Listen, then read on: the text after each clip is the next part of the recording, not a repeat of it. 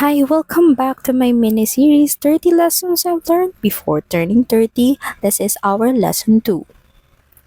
If money isn't an issue, sarap sana mabuhay kapag ganun, no? May laya kang gawin lahat ng gusto mong gawin. Kainin, puntahan, as in lahat. Living the best life talaga. Kung siguro dating lang ng dating ang mga kadatungan sa palad ko at wallet, makailang kurso at masteral na ang natapos at nagawa ko. Ilang bansa na rin sigurong napuntahan at ilang kainan o mamahaling restaurant na rin ang nadayo. Ang sarap mangarap, no? Pero hindi lang ito dapat maging pangarap lang. Habang may buhay, may pag-asa. Take one step at a time and plan.